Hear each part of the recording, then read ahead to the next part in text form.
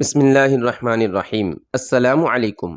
علاء الدین محمد خواردم شاہ نے پہلی شکست کے بعد شمال مغرب کا رخ کیا اور سیحون کے کنارے پر پڑاؤ ڈال کر جنوب کے شہروں سے افواج کی آمد کا انتظار کرنے لگا۔ فوقند کی فتح کے بعد چنگیز خان نے دریائے سیحون کے ساتھ ساتھ شمال مغرب کا رخ کرنے کے بجائے اپنی افواج کا بڑا حصہ جنوب کی طرف منتقل کر دیا اور اس محاذ سے خواردم شاہ کی توجہ ہٹانے کے لیے اپنے دو بیٹوں کو شمال میں اترار کی طرف روانہ کر دیا، اور خواردم شاہ اپنے خیال کے مطابق چنگیز خان کے بیٹوں کو دریائے سیحون کے کنارے ایک فیصلہ کن شکست دینے کے لیے زبردست تیاریاں کر رہا تھا۔ لیکن اچانک اسے یہ خبر ملی کہ چنگیز خان کی فوج جنوب مشرق سے دریائے جیحون کے ساتھ ساتھ سمرقند اور بخارا کا رخ کر رہی ہے۔ محمد شاہ کو ایک طرف اپنی سلطنت کے دو مضبوط ترین قلعوں کے چھن جانے کا خدشہ پیدا ہوا، اور دوسری طرف یہ فکر دامنگیر ہوئی کہ اگر تاتاری ان دو شہروں پر قابض ہو گئے تو وہ دریائے جیحون کے کنارے جھیل آرال تک اس کے باقی تمام مورچوں پر آسانی سے قابض ہو جائیں گے،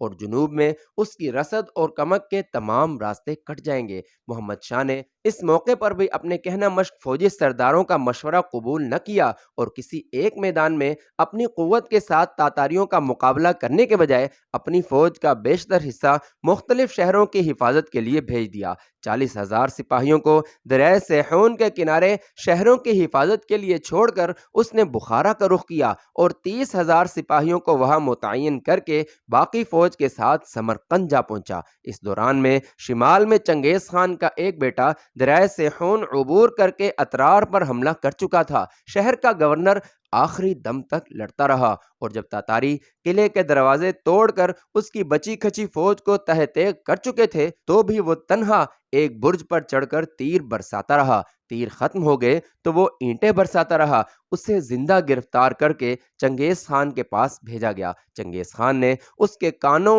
اور آنکھوں میں پگھلی ہوئی چاندی ڈلوا کر ہلاک کر ڈالا۔ چنگیز خان کے دوسرے بیٹے نے تاشقند پر قبضہ کر لیا۔ اس کے بعد تاتاری افواج نے مختلف حصوں میں تقسیم ہو کر دریائے سیحون کے کنارے کئی چھوٹے چھوٹے شہروں پر قبضہ کر لیا۔ چنگیز خان اپنے بیٹے تولائی خان کے ہمراہ راستے کی بستیوں اور شہروں کو خون اور آگ کا پیغام دیتا ہوا بخارا کی طرف بڑھا۔ خواردم شاہ کو سمرقند میں اس کی پیش قدمی کی اطلاع ملی۔ فوج کے سرداروں کی اس مرتبہ بھی یہی رائے تھی کہ چنگیز خان کے ساتھ ایک فیصلہ کن جنگ لڑی جائے، لیکن خواردم شاہ نے بخارا کی فصیل کو ناقابل تسخیر سمجھ کر اس مرتبہ بھی ان کی رائے ٹھکرا دی اور شہر کی حفاظت کے لیے مزید سپاہی بھیج دیے اور جنوب کے شہروں کی افواج کو سمرقند بھیجنے کا حکم دیا۔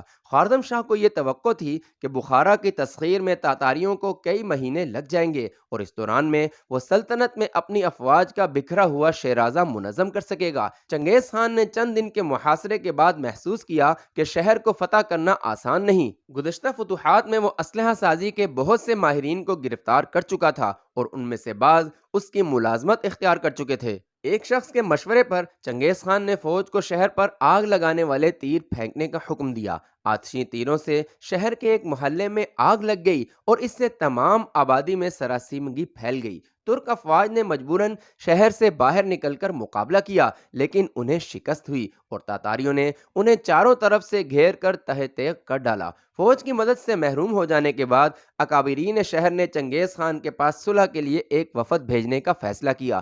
شہر کی ایک ہر دل عزیز شخصیت امام زادہ رکن الدین اس فیصلے کے حق میں نہ تھا۔ اس نے معززین شہر کے سامنے پرجوش تقریر کرتے ہوئے کہا، ہم کم از کم 6 ماہ تک شہر کی حفاظت کر سکتے ہیں، اور مجھے یقین ہے کہ موجودہ حالات میں سمرقند کی افواج یہاں پہنچ جائیں گی۔ اس وقت چنگیز خان شہر کے دروازے کھلوانے کے لیے ہماری ہر شرط منظور کر لے گا، لیکن تاتاریوں کے متعلق یہ سمجھنا کہ وہ کسی معاہدے کے پابند رہ سکتے ہیں خود فریبی ہے۔ جب تاتاریوں کی افواج شہر میں داخل ہوں گی تو وہ تمہارے ساتھ وہی سلوک کریں گی جو انہوں نے اترار اور تاشقند والوں کے ساتھ کیا ہے۔ لیکن امام زادہ رکن الدین کی آواز پانی پر لکیر ثابت ہوئی۔ اکابرین شہر کے وفد نے چنگیز خان کے ساتھ ملاقات کے بعد اہل شہر کو یہ خوشخبری سنائی کہ تمہاری جانیں، تمہاری جائیدادیں اور تمہاری عزت محفوظ ہے۔ شہر کا نیا حاکم بھی مسلمان ہوگا۔ شہر کے دروازے کھل گئے رکن الدین نے درست کہا تھا، اہل بخارا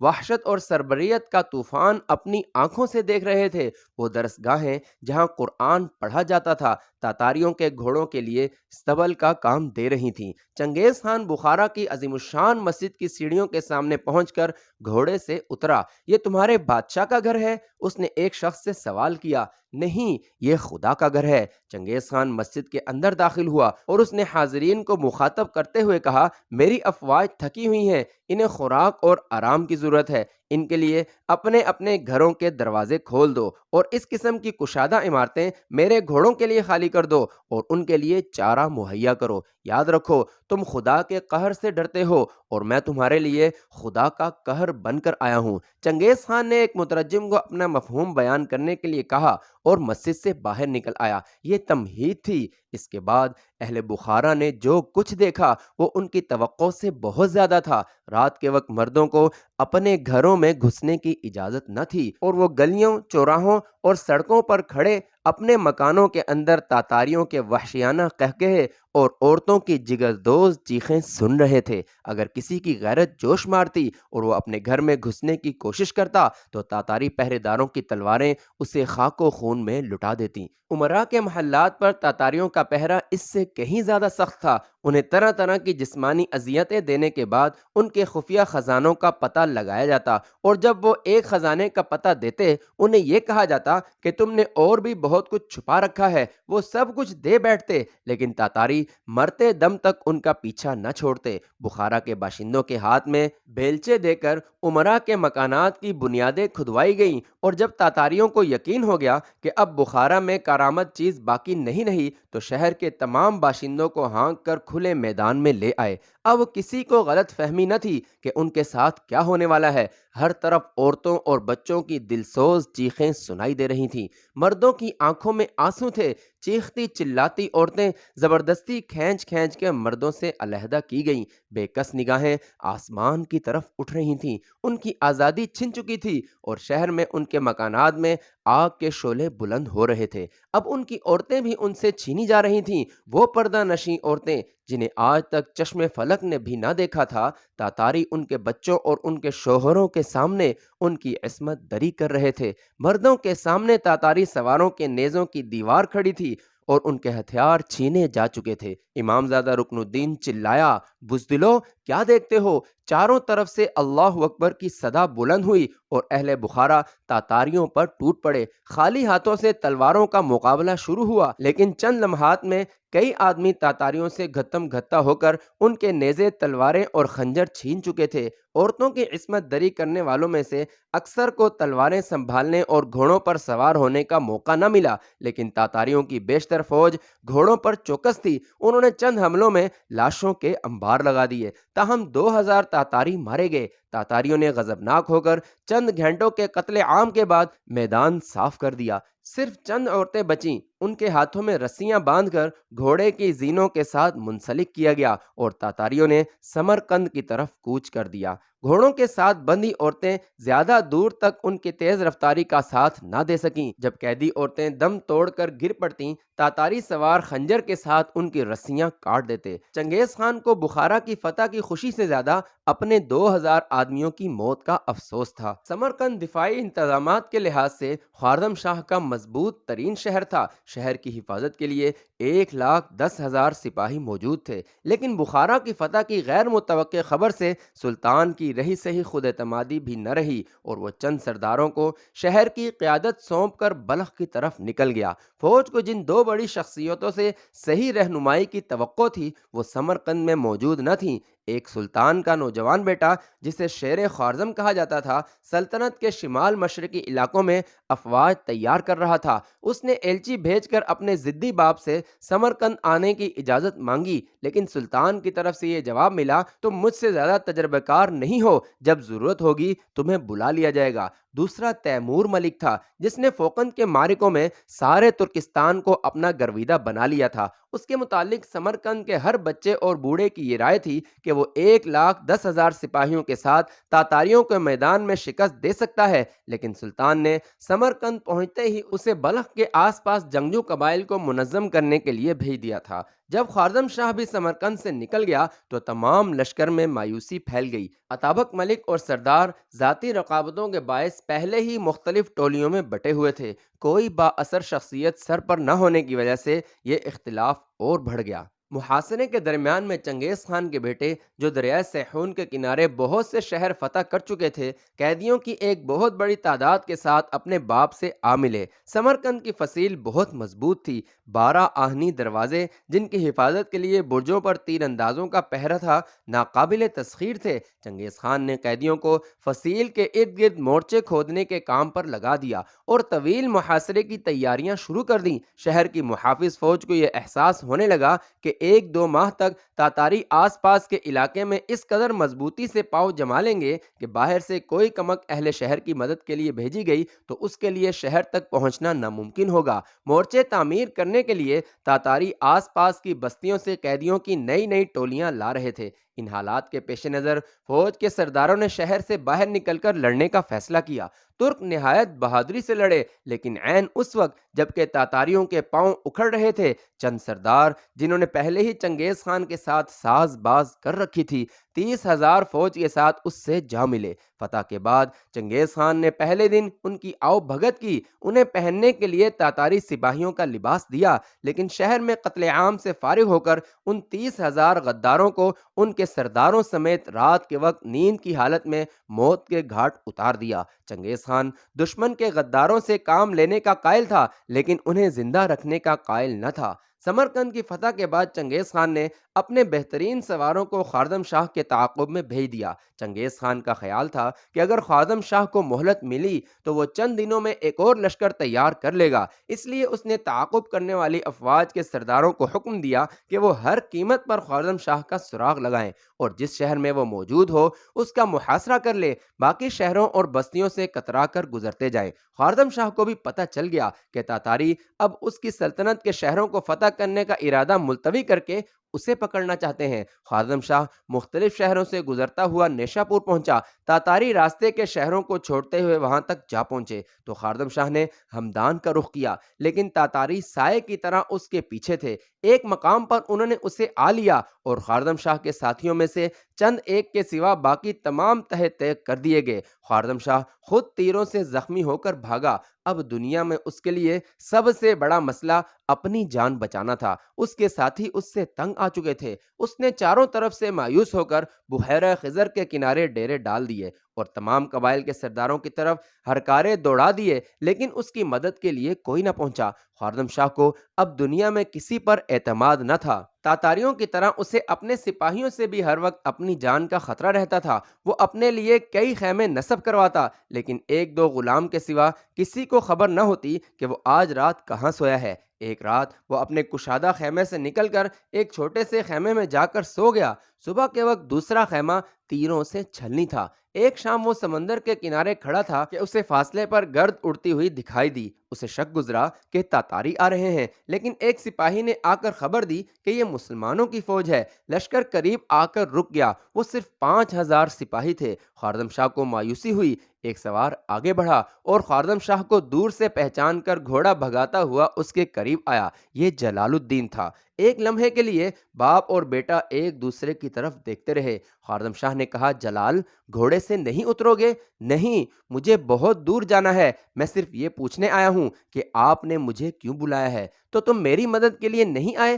اس ویران جگہ پر آپ کو کیا خطرہ ہے؟ میں موت کی تلاش میں جا رہا ہوں۔ موت سے بھاگنے والوں کی کیا مدد کر سکتا ہوں؟ خواردم شاہ نے آگے بڑھ کر جلال الدین کے گھوڑے کی باگ پکڑتے ہوئے کہا، نہیں نہیں نہیں، میں تمہیں نہیں جانے دوں گا۔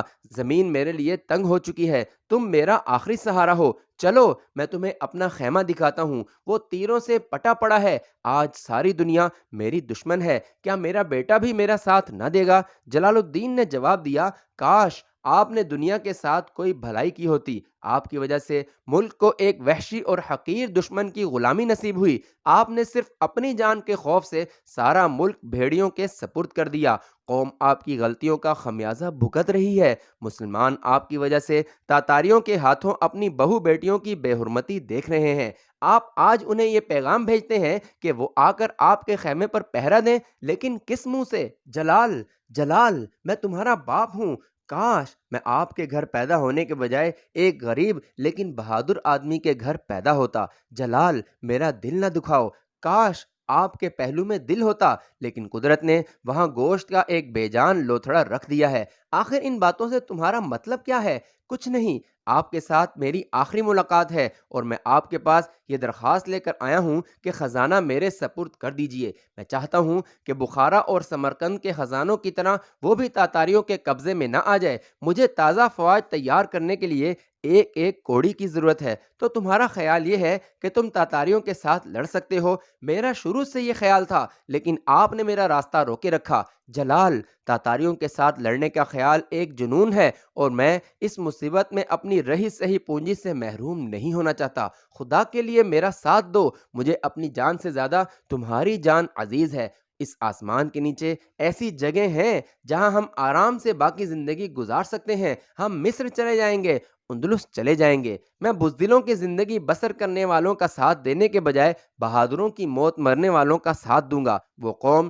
جو آپ کے تخت و تاج کے لیے خون بہاتی رہی، آج اسے میرے خون اور پسینے کی ضرورت ہے۔ میں اسے پیٹھ نہیں دکھا سکتا۔ ایسے موقعوں پر ایک سپاہی فتح اور شکست سے بے نیاز ہو کر میدان میں کودنے پر مجبور ہو جاتا ہے۔ میں اپنا فرض پورا کروں گا۔ فتح اور شکست خدا کے ہاتھ میں ہے، لیکن جیتے جی شکست کا اعتراف ایک مسلمان کے شایان شان نہیں۔ مجھے یہ بھی یقین ہے کہ اگر میں ان 5000 سپاہیوں کو بہادروں کی موت مرنا سکھا دوں تو ساری قوم جی اٹھے گی۔ آپ مصر جائیے، مجھے اس خزانے کی ضرورت نہیں۔ میں پیٹ پر پتھر باندھ کر اور جسم پر چیتھڑے اوڑھ کر لڑوں گا اور مجھے یقین ہے کہ قوم میرا ساتھ دے گی۔ جلال الدین نے باگ کھینچ کر گھوڑے کو ایڑ لگا دی۔ جلال، ٹھہرو، مجھے یہاں چھوڑ کر نہ جاؤ، یہاں میرا کوئی نہیں، مجھے اپنے ساتھ لے چلو۔ جلال الدین نے گھوڑے روکتے ہوئے کہا، چلیے، لیکن کہاں؟ موت کے پیچھے، آزادی کی تلاش میں۔ نہیں نہیں بیٹا، میرا کہاں مانو، ہم تاتاریوں سے نہیں لڑ سکتے۔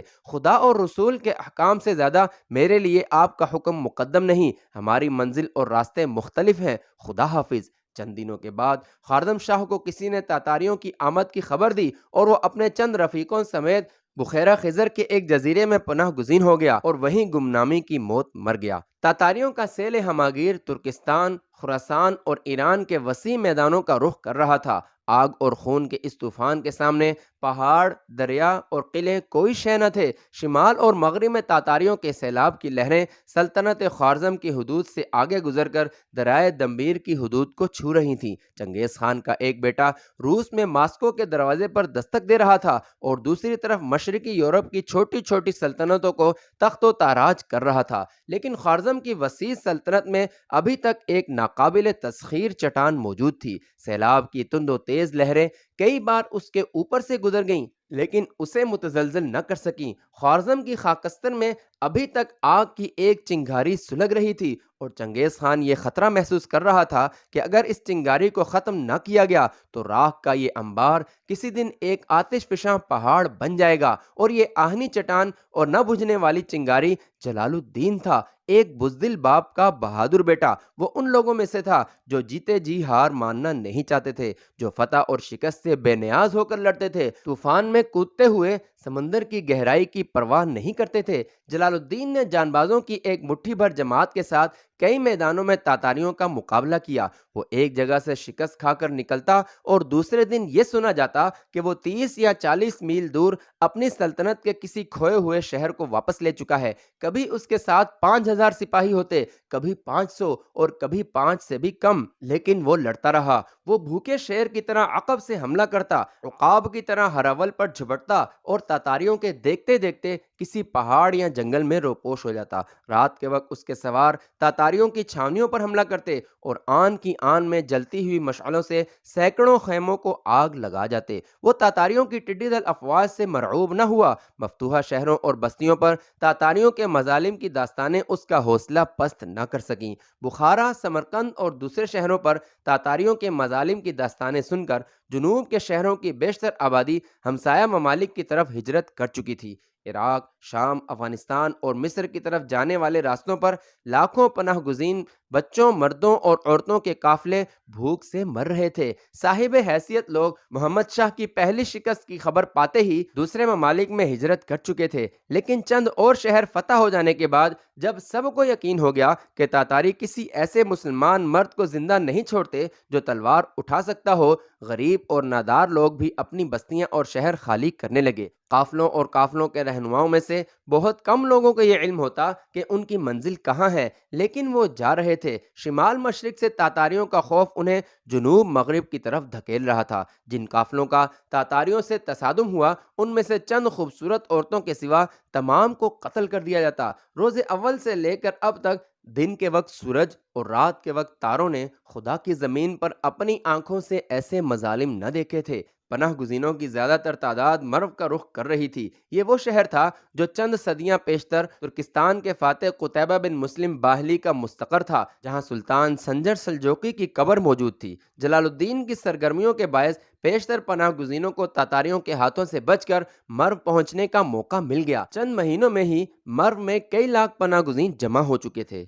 طاہر کو قید ہوئے 10 مہینے گزر چکے تھے۔ ابتدائی چند ہفتے عوام بہت مشتعل رہے، لیکن آہستہ آہستہ ان کا جوش و خروش ٹھنڈا پڑ گیا اور مظاہرے بند ہو گئے۔ حکومت نے عوام کی طرف سے مطمئن ہو کر عبدالعزیز، عبدالملک اور ان کے ساتھیوں کے متعلق حکومت کے خلاف نفرت پھیلانے کے جرم میں گرفتاری کے احکامات جاری کر دیے، لیکن سنجیدہ اور بااثر لوگوں کا ایک طبقہ ان کا حامی تھا اور حکومت کو انہیں پرامن طریقے سے گرفتار کرنے کا موقع نہ ملا۔ بخارا، سمرقند، توس، ترمز اور رے کے متعلق المناک خبریں سن کر اہل بغداد نے پھر کروٹ لی اور طاہر کے حامیوں کی تعداد میں اضافہ ہونے لگا۔ پناہ گزینوں کا ایک قافلہ بغداد پہنچا اور ان کی زبانی تاتاریوں کے روح فرسا مظالم کی داستانیں سننے کے بعد بغداد کی ہر محفل میں خلیفہ اور امرائے سلطنت کی بے حسی پر نکتہ چینی میں اضافہ ہونے لگا۔ تاتاریوں کے ایران میں داخل ہونے کی خبر سن کر ان کی بے چینی خوف و ہراس میں تبدیل ہو گئی اور لوگ کھلے بندوں وزیر اعظم، خلیفہ اور دوسرے امراء کے خلاف غم و غصے کا اظہار کرنے لگے۔